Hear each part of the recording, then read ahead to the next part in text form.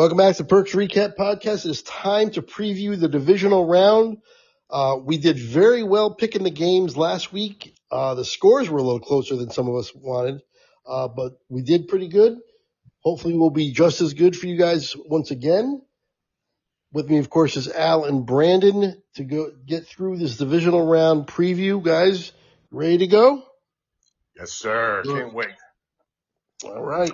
Al, take it away. All right. Well, let's see here. Now, we had quite a wild card weekend, and I know Craig and I have talked about this in the past, what our favorite weekend of football is. Usually it's this coming weekend, right, Craig? The divisional round. Well, the divisional, I used to think it was the championship round because I had a tradition with the championship games because they're on the same day of just making it wall-to-wall football, almost like another Super Bowl type of a Sunday where friends are over and food and all that kind of stuff. And I made that the championship Sunday and the Super Bowl. So I like that as well. But for just pure football, this is probably the better weekend. Yeah, and it's going to have to pull something out of its hat to hold a candle to that wild card weekend, and I can't wait to see how it does it because we have some good games on the slate here. Starting Saturday at 4:30, we got the man, what a fun game! I can't wait to see where you guys land on this one. The Bills at the Broncos. Craig, take it away. Well, it's Denver's defense against Josh Allen. Yeah. Basically, what it boils down to, right? Yeah. Well, and Denver's the number one seed, and they've had time to prepare. They've had time to heal up, rest up, whatever you want to do. They had the week off, and traditionally that week off does help. Some teams it doesn't help, but traditionally for the most part it does help. There's many a Super Bowl where the Super Bowl is the two number one seeds that both had a bye. I don't think that's going to happen this year because I've been on Buffalo going to the Super Bowl since the very beginning, and since they're still alive, I'm not going to go against it. And somehow, some way, kind of strange to me, I think they're the favorite in this game on the road. When the line opened, I saw Buffalo 1.5. Last time I looked, it shifted to Denver 1.5, but I guess it depends on where you look. Okay, yeah. I was looking at, I guess it was ESPN Bet or whatever. Oh yeah, now I see Denver. Yeah, the line shifted. I was looking at that today. Okay, because I was looking at it just earlier today. It's not even like it was yesterday. It was like maybe 3-4 hours ago, and it was Buffalo by 1.5. Either way, all that tells me is this is kind of a coin flip game. There's going to be no surprises here. I'm just going with the better quarterback, the guy I have a little more faith in, Denver. Now, is this the game that they played last year? Did Buffalo beat Denver last year like 31-7 or something? In the playoffs? Yeah, I think. I feel like I remember them playing in the playoffs, but I don't know for sure.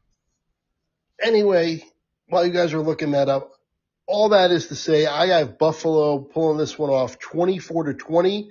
I do think, that Denver defense is obviously real, so it's not going to be a high-scoring game at all.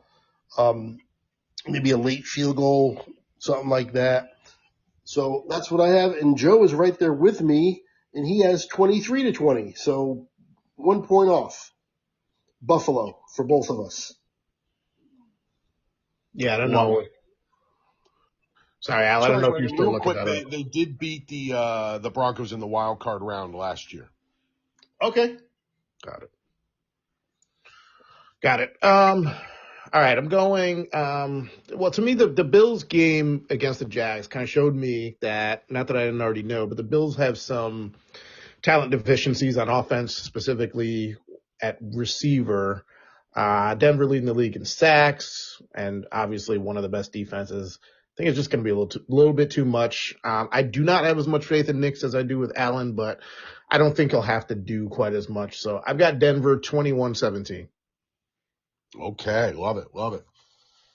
Yeah, I'm also going. I'm sorry to interrupt, Al. No problem. Bills 31-7 over the Broncos last year in the wild card. I was trying to find a score. Thank you. Yeah, this is an interesting game because the Broncos have one of the better Ds left in this whole tournament now, and it might be the second best. I mean, there's some good Ds left. You could debate that, but they have a real good D. They are offensively challenged, as we've talked about. It's not quite maybe as bad as the Eagles, but it's not great. And they have their moments, but it's not consistent and it's not reliable. Well, Nick's in the fourth quarter is pretty good. Oh, no, he's been very good in the clutch. That's why they've been so good in close games. Absolutely. But they've been in so many close games because they're not putting up offensive numbers.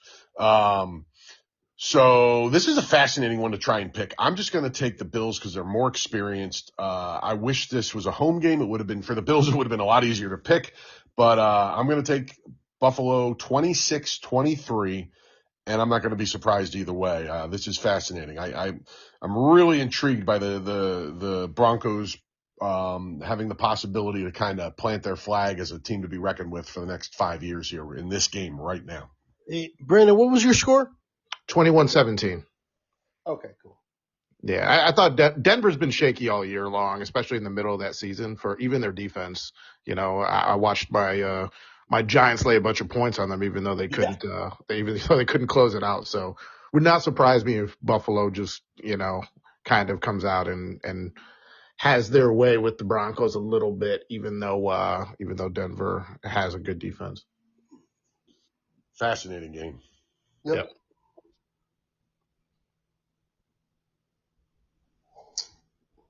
Going to move on to the New England game? Yes, sounds good. That's you, Al. Oh, my bad. I forgot I was in control. I was like, somebody take this and move it forward. My bad. That was my job. All right. Delay of game on Hill. Here we go. Yeah. So let's just stay in the AFC, like Craig said, going to the Sunday at 3:00. One of the tougher ones to pick for me. I mean, of these four games, it might have been the toughest to pick. That is the Houston Texans at the New England Patriots. Brandon, you want to take this one first? Sure. Yeah, I feel this is a lot like the Bills or Broncos, to be honest. And I feel like you almost kind of have to pick a lane, even though what I will say is quietly the Patriots defense is a lot better than people are giving it credit for, which, Craig, you kind of highlighted in the last video or the last podcast. But I'm still I think I'm shaky both ways here, but I'm going to go Texans 23-20. And just say that the defense kind of stifles them a little bit. CJ Stroud gets some of his issues, fumbling issues and everything out of the way. And they finally have a decent game. But I can see this one going either way. Craig. Yeah. I'm right there with you in terms of it going either way. I do think that the fumbling issue was just an anomaly for 1 week. Now, if it continues, then it won't be, but I don't think it will. There's no reason to believe that. He's never been crazy fumbling before. So, I mean, this can legitimately be 6-3. Yeah. Yeah. Because New England's defense playing very well, obviously, like you said, and I said earlier, in terms of how well they're playing right now anyway, and against a Houston offense that isn't that great to begin with. Yep. They can be stifled. Now, New England's offense is much better than that, but they're going against the best defense who can stifle anybody. So it literally I'm expecting this to be a grinding. I mean, we have four running backs, two on each team that they're going to rely on. They're both going to get a lot of carries. All four of them are going to get carries. I like May a little bit more than CJ Stroud, but Stroud's solid. And Houston's defense is so good. But I'm actually going to go with the home team because it's so close. And if it was in Houston, I would be picking Houston, but it's very hard to pick. I'm going New England. I'm going ugly. I'm going with this low-scoring game, 16-13 New England, and it might be lower than that. Love it. Joe also going New England, A little bit more high scoring, 24-17. Okay. Yeah, this is a like I said, toughie to pick, man. There are three outstanding components to this game. I'll make it four with a home field factor. So you've got the Houston D, you got the New England D, you got Drake May, and you got the Patriots at home. Yeah.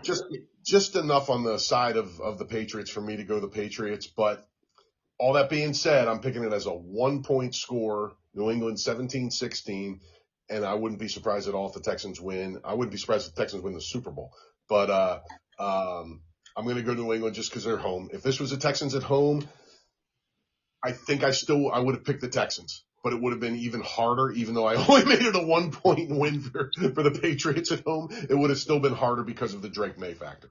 That's a great point. I don't know if I really thought enough about cold Foxborough, at this time of year. So, maybe that would be safe for him. I'm going to leave my pick the same, but that's definitely a factor.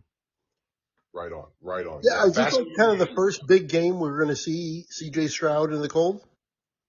That's a good question. I'm not sure. Yeah, I'm not sure, but I'd have to look at the Texans' playoff history, but it might be. And one other question here, guys. Of the remaining eight teams, is there anybody you'd be surprised if they won the Super Bowl? Of the remaining 8. If they won. Not really. The biggest surprise to me would be the 49ers, but I wouldn't be surprised. Yeah, it would be kind of a surprise, but it wouldn't be like shocking. I wouldn't be losing my mind over it. Yeah, my eyebrows would go halfway up my forehead instead of the whole way. Yeah, I think mostly because there's no dominant team, so it's kind of exactly. If there was a really like a Chiefs in years past or something like that, I'd be like, no, like I don't think I can't see one of these other teams beating them. But it kind of feels wide open. Each of these teams has some kind of deficiencies. It's striking me now that I'm picking both the teams in the AFC with better defenses, but like worse quarterbacks. So I don't know how that makes me feel, but well, you got that 1-game lead on us anyway, so you got that. Yeah. So we'll let that go. Room, man. Yeah, no doubt. Yeah. And by the way, Stroud played at Kansas City already in the playoffs, so he does have his cold game under his belt. Did he play well? He had 336 total yards. Oh no, that's I can't make out this stat line. It's too weird the way it's done. I think that's the whole team, not him. Forget the stats. I'm not sure. All right, no worries. But they didn't win, so he didn't play that well. Right. Yeah. Yeah, maybe Chicago is another one that if they went all the way, like I wouldn't, I'm not saying that they can't win this weekend. If they won the whole thing, that might be that seems like a year too early, or maybe 2 years too early. They're just coming up, but yeah, them in San Francisco. Other than that, no, any of these teams winning would not surprise me one bit in winning these individual games. Yeah. Yeah. I'm with you, man. There is nothing here, nothing left that is going to shock me for sure, and very little that would even surprise me. All right, let's go to the NFC. All right, backtracking to Saturday night, and this is the biggest point spread of the weekend. That is the 49ers at the Seahawks. The Hawks are a 7-point favorite, and that's the biggest spread in the divisional round. Craig, you want to go first on this one? Sure. Well, San Fran, they're so beat up. Now no Kittle. He's kind of like the locker room leader, the emotional leader as well. It's been a good run, but I think this is where it ends for them. Again, they're just beat up. If they were fully healthy, this would be a much better game. I still might go with what I'm going with, but it would be a much better game. I think Seattle is primed and ready to go. Even if Darnold doesn't play up to snuff, playoff football, it'll be enough. Their defense is so good. I'm going 28-17 Seattle. Kind of comfortable. One of those games that we talked about, Brandon, where you're watching and the whole time you're just thinking, there's no way San Fran's going to win this game. Even if it's close, I think that's what I'll be thinking. So Seattle 28-17, and Joe's got Seattle 24-17. Okay, Brandon.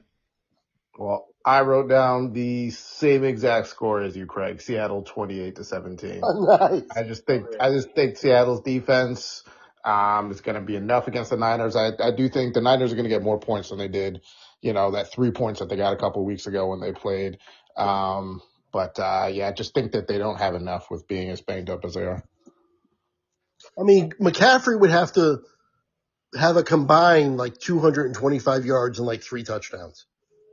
Yeah, I think that Seattle's got to come out like they did in the last game and kind of just shut him down, sort of just, basically let San Fran know that he's not going to be the one to beat us, to get off on us. And as long as they do that, I think they'll sail in this one.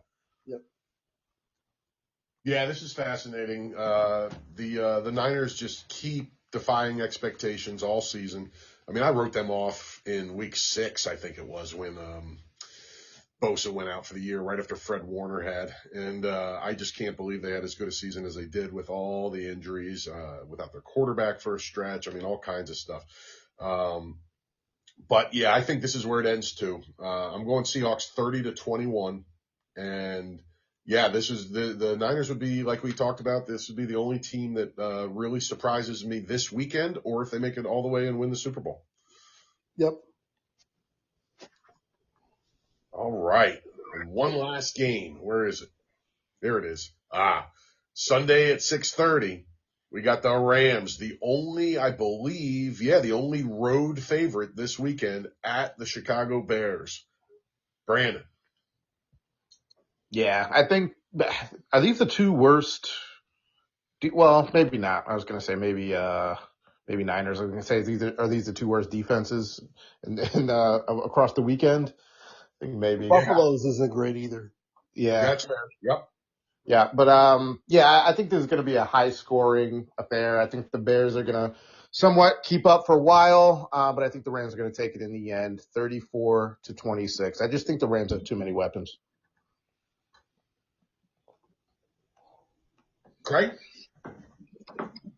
Yeah, I'm right there with you. Going once again with what I said at the beginning of the year, the fact that it's still alive I'm going to stay with it. I said Buffalo Rams Super Bowl at the beginning of the year, and there's a chance it could still happen, so that's what I'm going to stick with. I'm going Rams. I'm going close, 27-23. It could be another one of those big leads early, and Chicago fights their way back with a chance to win it at the end. The only difference is this time I don't think they get it done. Okay, love it. And Joe? Joe also went with the Rams, 34-27. Higher scoring game. I could see it being a little high scoring. I mean, I have 27-23. But, 34-27 for Joe. Love it. Okay. I am going out on a limb on this one. Something is wrong in Ramland, and I can't figure out exactly what it is. I mean, we know their defense has been going into the tank the second half of the season. The defense looked pretty good the first half. It's been awful the last half, not just mediocre. I mean, they have now, in the last, including the Panthers, they have now given up 31, 20, 24, 38, and 34 points in their last 5 games. And the game they gave up 22 was to the Arizona Cardinals. All right. So something is wrong in Ramland. I mean, this team that everybody wanted to anoint a couple months ago is not that same team anymore. And I can't figure out what it is. Their offense is freaking incredible, so it's obviously not that. But the Bears, man, just keep getting a little better and a little better. And I don't like if the Rams can only squeak past the Panthers by 3 points, I'm going to go Bears. I'm going to go out on a limb. I would not be surprised if the Rams win the Super Bowl. They would be one of the least surprising teams for me to win the Super Bowl.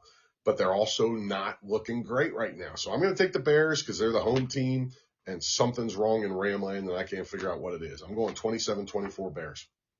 I love it. That's a great – that's a bold pick. Not really even that bold, but just, great that we've got some, differencing of opinions. Brandon picking Denver and Houston. You go in Chicago here. That's great. Yeah, man. Yeah, we just nobody bold or crazy enough to pick the Niners, but everything else we had some differing of opinion, which is great. Yeah. Like, it wouldn't surprise me if Sam Darnold shows up as his real self. Yeah, In he the could playoffs. come out there and throw 4 picks. Yeah, it For wouldn't real. shock me. That is definitely on the table. That is on my alert list for sure. And yeah, I mean, boy, there's some stuff going on this weekend. I can't wait to see. Oh, by the way, we didn't even mention. I meant to mention this in the Houston New England when we were talking about that game. There are 2 major injuries that could affect the outcome of that game one way or the other. Christian Gonzalez for the Patriots, their stud corner, and Nico Collins, the stud receiver for the Texans. And everything I'm hearing sounds like Christian Gonzalez is going to play and Nico Collins isn't. I thought Collins was in. If he's out, then yeah, that might affect my pick there. Brandon, do you want to caveat that what we do is when there's something like that with an injury, we caveat it and say if this happens, then change the pick. Yeah. If Collins is out, then I'm going Patriots 23-20 instead of Houston. Sure. Okay, this is just real quick for our listeners too.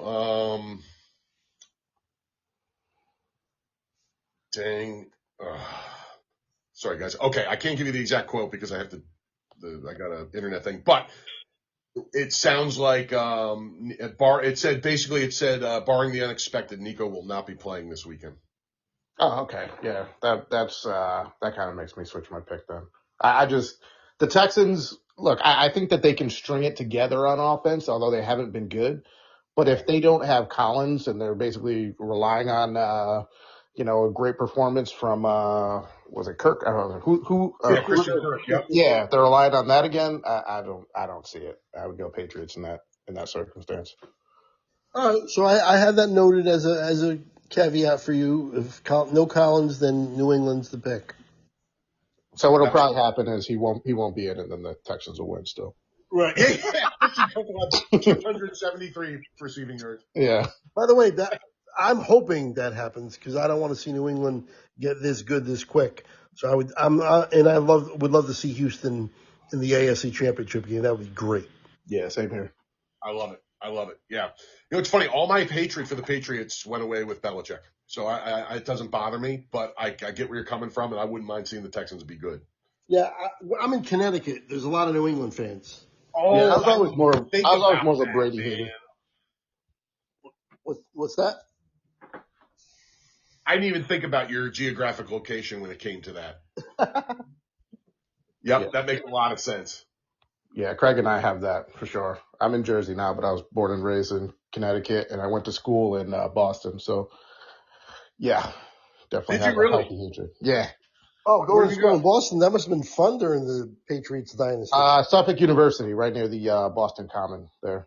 Okay, I went to UMass Lowell.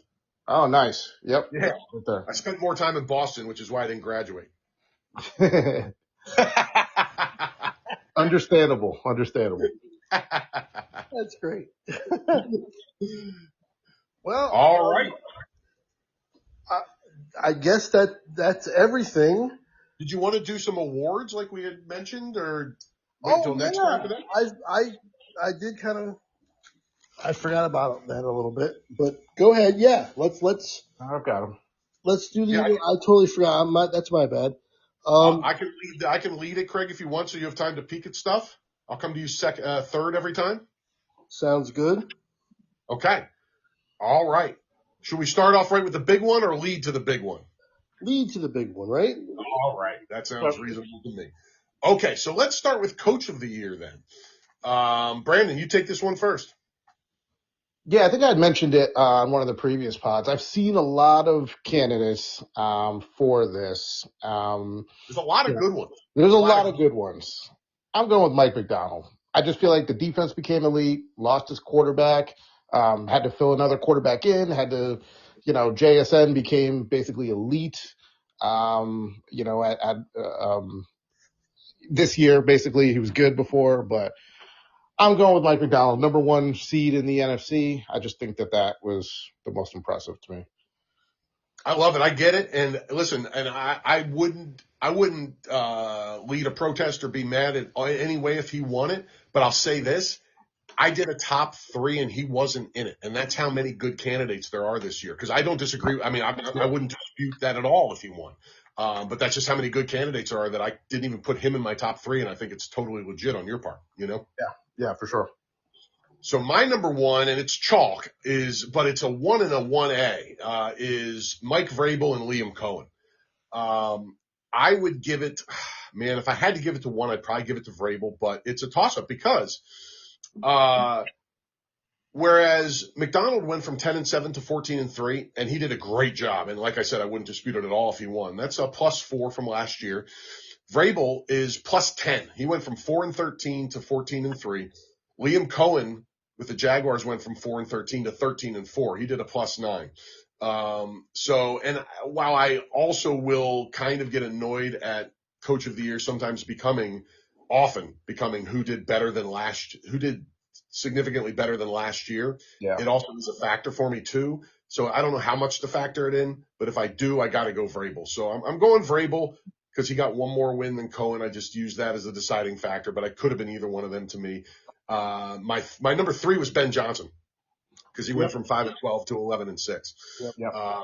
But again, you want to make Mike McDonald your winner? I'm not going to argue. I don't think it's a bad choice at all. And also, the only other guy I wanted to mention in there was Sean Payton because he was very similar to McDonald. They both went from 10-7 to 14-3. Yep. Yeah, before you guys mentioned anything, before Al said his, I already wrote down Vrabel, and that's what I'm going with. It is kind of chalk, but that is a hell of a turnaround. 10 games is not to be, that's not to be taken lightly. That's a big, big turnaround, especially without any dramatic changes in terms of like a quarterback change. It's the same quarterback. Yep. Mm-hmm. Yep. Absolutely. No, he did a wonderful job. There's no disputing that. You can dispute that he's the Coach of the Year because there's so many good candidates, but I'm with you. He is mine by a slim margin. Yep. Okay. All right. Cool. Let's go to the defensive, the rookie categories. Let's do defensive rookie of the year first. Go ahead, Brandon. Why don't you take it first? We'll give Craig some time. Sure. So when doing research, basically, because I'm not going to act like I know all these guys intimately, but Carson Schwessinger basically received 17 first-team All-Pro votes, had 156 tackles, which was 6th in the NFL. To me, that was good enough for Defensive Player of the Year. Shouts to some other guys. I do think Abdul Carter was better at the last half of the year, but I definitely think that Carson took it this year. I'm with you. It's Schwessinger's award this year. This is one of the weakest defensive rookie crops of all time for how they performed in their rookie season. I mean, one of the guys that we think, and I think, listen, as much as I'm going to give Abdul Carter some crap for his rookie season, and justifiably so, I still think we saw enough to think he's going to be a very good player as long as he can keep his head on straight and show up for meetings and all that. But so I still think he's going to be a very good player. Did his rookie season show it? Not so much. Who performed? I mean, the Eagles' Jahad Campbell looked like he was going to be the easy rookie of the year winner through the first month of the season. And then he didn't play for 6 games for just no reason at all. He played about 10 snaps a game for about a month and a half in the middle of the season when Nakobe Dean came back and they couldn't figure out where to play him. So it was a weird season for this award. To me, the 1 and 2 are easy, and after that, it doesn't even matter because nobody played that well. Carson Schwessinger, easy number 1 for me. Number 2 is James Pierce, had 10.5 sacks. If he had a more complete game, he'd be in the conversation for Rookie of the Year, but he did almost nothing but sack the quarterback, which is still valuable in this league and great, but not nearly the overall player Carson Schwessinger was. Carson Schwessinger, easily to me. Craig. Brandon, who was yours? Carson Schwessinger. Okay. For me, it's between him, Jalen Walker too. But yeah, the other Falcons defensive lineman. Yeah, but you're right. You guys are right. I think it's Schwessinger, and I'm trying not to go chalk. That's why I'm struggling with it. But there's no It's real. hard. I feel you, man. It's Yeah. hard not to on this one. I get you. Yep. Yeah. So all right, Schwessinger across the board. Right on. Yeah, I think it's really the only answer this year. Just because of so little was outstanding. It was a tough year for drafting instant impact defenders in the NFL. All right, moving on to an award that has a few more worthy candidates to discuss. This is a tricky one, and I can't wait to see where you guys landed. This took me a while to come up with where I wanted to go here. Offensive Rookie of the Year. Brandon, go ahead and take it. Yeah, there was a lot of candidates in this one during the year. As you kind of said with Defensive Rookie of the Year, Al was like, some guys were really good in the beginning of the year. They kind of trailed off. I landed on Ted McMillan. I feel like, I think that's kind of somewhat chalk as well.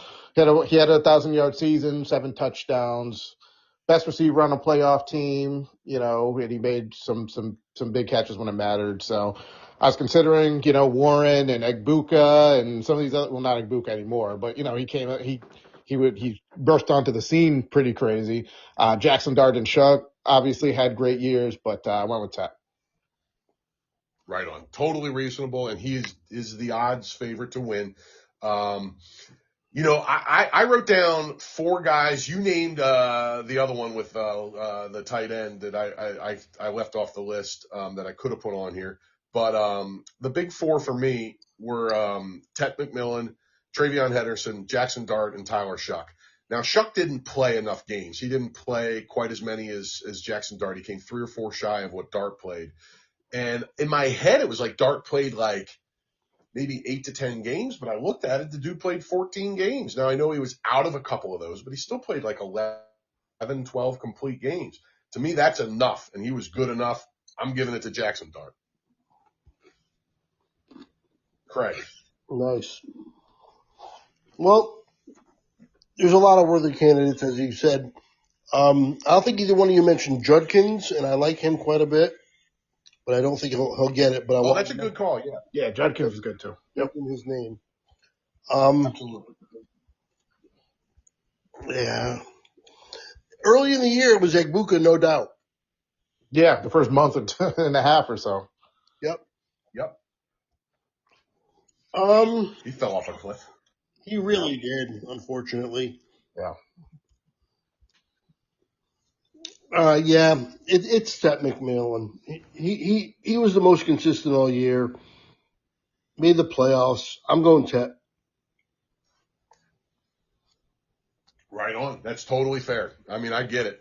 It's interesting because even though Egbuka fell off that cliff, McMillan only outgained him by about 60 yards for the season. Yeah. He was just consistent. Where Egbuka was spectacular early and then nowhere to be found late, Tet was just felt like it was a more consistent, smooth year. Yeah. With a much less proven quarterback too, which is more impressive to me. Yeah, for sure. And he was for sure their number 1 receiver. Like, there's no question about it. Like, Egbuka, it's like if Godwin and Evans are healthy, are they the number 1 receiver? You don't really know. So. Yeah, fair, absolutely fair. He felt like it felt like he was their number 3 receiver when those other 2 guys were healthy for sure at times. Yep. Yeah, fascinating. That's a good one. Notice what name wasn't on any of our lists that we didn't mention even once, and that is Ashton Janty. I know. Yeah, Some I of know. them you would think we would have.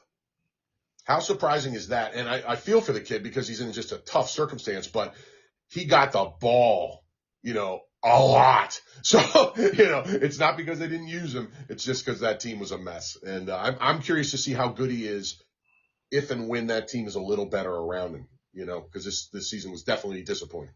Yeah, he had some flashes. He had a game here and there where you're like, all right, there he is. But he just couldn't really put it together. And like you said, it was partially to do with the team. But hope he can get it together next year. Yeah, I can't wait to see because, it's really a mysterious season. And that whole just 1 year of Pete Carroll just turned into just a nightmare. So, we'll just call it a wash, see what he does with the new circumstance. Okay. Now moving on, Defensive Player of the Year. arguably the easiest award to hand out in my mind. Brandon, take it away. Yeah, it's more like Defensive Player of the Decade. It's Myles Garrett. Perfect. Perfect. I'm right there with you. I won't belabor the point. Yep. Craig? It's a sweep. It's, like you said, easiest one to pick. Yeah, the conversation only gets difficult if you try and figure out who would finish second. Because then you have a bunch of really good candidates like Brian Burns, Danielle Hunter, and Willie Anderson. Is it Willie? Not Willie Anderson. That's the old Packer. Will Anderson. The two defensive ends from the Texans who combined for over 30 sacks. Nick Bonito, Aiden Hutchinson, even Micah Parsons before he got hurt was putting up a heck of a year. So number 2 would get interesting. Number 1, piece of cake. Yep. All right. Then moving on, we can move on very quickly to Offensive Player of the Year. This is the award for non-quarterbacks. Yeah. Yeah. This was the hardest one for me, I think. I was between 3 guys. I was between Puka Nacua, Jackson Smith and Jigba, and actually Jonathan Taylor, who I think if he had a quarterback and a team that was trying down the stretch, I think it's very possible that he could have won this pretty easy because he was having a crazy season. I'm going with JSN at the end of the day. I think Puka might be the better receiver altogether, but just what JSN was able to do the entire year, to me was just crazy impressive. And he also has the most yards and everything. So I'm going with him. Love it. I'm right there with you, man. And and the other factor was, JSN didn't miss a game and Puka did. So your best ability is availability to get, cliche on you. And, Jackson Smith had it all year. So, listen, if I'm starting a team tomorrow, I think I'm taking Puka first, but JSN is awesome. And he had the slightly better year. So I'm going with him. There were so many running backs in the conversation for me that I couldn't even consider one of them because picking who had the best year between CMC, Bijan Robinson, James Cook, and Jonathan Taylor is almost impossible to me. Well, and don't forget Jameer Gibbs, too. Yeah, Gibbs was just a tick below those other 3 for me, or those other 4 for me, but just a tick, and I'm with you. Gibbs is awesome. Well, before you guys started talking about this, I already wrote it in, and it's a sweep. I have JSN as well. Even though Puka, I really, while you guys were talking, I was really considering going Puka. But like you said, he missed one game, Jason, or a couple games. JSN didn't, as I choke. Sorry. Yeah, all good, all good. Neither of us are close enough to give you the Heimlich, Craig. It's all right. It's all right. Nice. I love it. All right. Anything else on that? Or can we move on to MVP? MVP. All right, gentlemen. Well, we know the story here. This has become a 2-player race. Josh Allen kind of snuck his way back in for a minute and then fell right back out. For most of the season, it's felt like a 2-person race between Matt Stafford and Drake May. Does anybody disagree with that? And where did you land? Brandon, take it away. All right. Well, before I say who the MVP was, let me just say I wrote down 2 of the other awards that I think are relevant anyway, so I don't have a problem that we're not going over them. But my most improved player was Drake May. So to me, that goes to show probably who my MVP is. I think Drake May had the biggest jump, but I think that Matthew Stafford was the MVP to me. And to me, I feel like as analytics have come in and everything, I think we've made this conversation harder than it needs to be. In years past, 15, 20 years ago, we would just look at the stats, kind of watch somebody play and determine it. To me, Matthew Stafford led the league in touchdown passes by 12. He had 12 more touchdown passes than anybody else. I've seen the statistics on, the fact that a bunch of those touchdown passes are 1 yard and everything, but we see every week quarterbacks struggle with 1 yard touchdown passes, throwing fades and, inaccurately and all that. So he had 12 more touchdown passes than anybody, 15 more than Drake May with the same amount of interceptions. To me, it's Matthew Stafford. I'm 100% with you, man. This is Stafford all day long. it's an interesting conversation. But to me, it's just clearly Stafford. I mean, they throw the same amount of interceptions, and like you said, he has 15 more touchdowns. I don't care if they all come at the half-yard line. It's still got to get done. And he threw for 4,700 yards on top of that, which is, another 300 yards more than May. So, the only really thing on the side of May, the two points on the side of May are lesser teammates and fewer passing attempts, which was almost 100 less. But that's not enough for me. It is clearly Stafford all day long, and I'm going Stafford. Craig. Yeah, Stafford made this more interesting the last few weeks when he struggled a little bit. He didn't really even struggle. What he did was he just wasn't as dominant as he was early. But it's still Stafford for me as well because, basically for everything that you guys have already said, there's not a whole lot going in May's favor over him. What are you gonna pick? Like you said, the receivers, sure, but you don't want to belabor that point. That's not good enough for me either. So I'm going Stafford. And at this point, I'd be pretty surprised if May won it. Yeah, I'm with you. I think this is going to be a Stafford win in much like the Judge versus Cal Raleigh in the American League this year, where there was a lot of talk back and forth and a lot of people in the guy who ended up losing his corner along the way, and then the guy who should have won ended up winning. I think that's what's going to happen here. It might be semi-close in the voting, as it was in the voting in the AL MVP. There was only 4 first-place votes difference, but it's going to be the guy who deserves it in the end, and that's Stafford. Remember at the beginning of the year where we were all concerned about his back. Yeah, me more than anybody. I didn't want him on the Giants. I was kind of like, not that I didn't want him altogether, but I was just like, yeah, he's not going to hold up. And it's only going to be 2 years. Now, obviously we got Dart, but geez, the MVP season. I picked the Rams for probably about 5 less wins than I would have if I thought Stafford was going to play most of if not all of the season. And they were just talking about it again during the game over the weekend. How he himself just didn't even know if he was going to make it through training camp. No. And boom, he has this season right here. If anybody wondered if Stafford was a Hall of Famer before this season, it is over now. It is a lock. It's just astonishing what he did given the state of his body, and to be able to go out and play like this year is absolutely a massive credit to him, and just nothing short of astonishing. People are going to talk about this season for decades from now because of how good especially if they go on and win the Super Bowl. But even if not, it'll be talked about as one of the more impressive offensive seasons a quarterback's ever had. Yep. Totally agree. And I know this is way too late, but I wanted to mention the fact of how banged up Josh Allen got in that last game.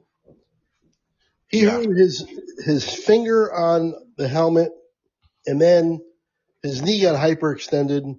Yeah. And then he carries 6 people into the end zone with him.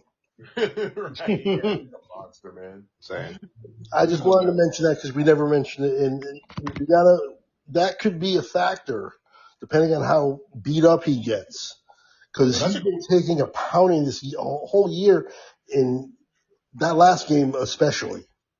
That's a great point, and since you brought that up, you reminded me that there's a Stafford issue too. He cracked his finger on a guy's bicep and wasn't quite the same the rest of the game. So that could be a factor for Stafford going into this weekend too. Yeah, just some things to keep an eye on for the weekend. That's all. Yeah, absolutely. Oh, and by the way, just a random note, Dante Moore is going back to college. I saw that. Yeah, that is huge. That is huge for this draft because he was the only other quarterback aside from Gutierrez that people thought was a lock to go in the top 5. You mean Mendoza? Mendoza. Yeah. Sorry. Do you think he waited until he saw that the Jets were going to pick him? You know, it shows you that he's a solid candidate for Mensa if that's the case. Yeah, I mean, it was lined up perfectly for the Jets to take him. Yeah. The problem is he goes back and plays even better next year and he gets the number 1 pick. What does Craig keep saying? The Jets are loaded for bear next year. They could take him again. Yeah. True. They got 5 number ones between 2026 and 2027 draft. 5. Yeah, that's wild, dude. That's wild. And there's no other quarterback that, as of now, is projected to be much more than a late first rounder. You know, guys like Carson Beck and who's the other guy? Beck and dang it, there's one other guy that's who's the kid? Morningside? No. The one from Ole Miss. Yeah, Ole Miss. What's his name? I have it. I'm so bad with names anymore. I used to know this. Trinidad Chambliss. Yes, Trinidad. Yep. Yeah. Is he coming out or is he going to stay one more year? He was denied another year of eligibility, so he is forced to come out. So yeah, he will be in the draft. Right now, he's looked at as a day 3 prospect, but I have a feeling he might work his way into day 2. He might work his way up because he looked really, really good, even though they lost. That was a great game. He's been flying up everybody's radar. Yeah, he's a fun one. Yeah, there's some interesting guys out there like Drew Allar from Penn State who got hurt and was a mess early this year, but has one of the biggest arms I've ever seen. There's a lot of flawed candidates coming out this year that are going to be going anywhere from the late first round to the 5th round. You know what I mean? So it's an interesting draft. All right. I think that's about it. What do you guys think? Yeah. Anybody have anything else? That's all I got. That's all I got. Brandon? Nope, that's it. All right. I think we did it. We definitely got it done. Make sure you guys join us next week. We'll definitely be only a 1 podcast a week. We stretched this one into 2. Next week, we'll do 1 podcast. We'll review what happened in the divisional round and preview the AFC and NFC championship games. We're almost there. Man, this season flew by, dude, and we are in the thick of it now, man. This is awesome. This is good stuff. Only 7 games left. And if we can possibly get a weekend like we got last weekend, again this weekend, I'll be surprised. I'd be surprised if we can possibly get even better or even close to it because this weekend was one of the best ones ever. Yeah, I agree, man. It was awesome. I loved it. I was just stuck to the TV, just watching football. Everything was enjoyable except what happened to the Eagles, but that's the way that went, and it cut off my suffering, so I'll take it. But yeah, it was just an incredible weekend of football. We get anything close to that again this weekend, and we're loving life. Yeah. Okay. Well, if that's all you guys got, I'm all set too. Make sure you guys check out, if you didn't, the wild card round review. And make sure you check us out for the championship game preview next week. Until then, I will see you later.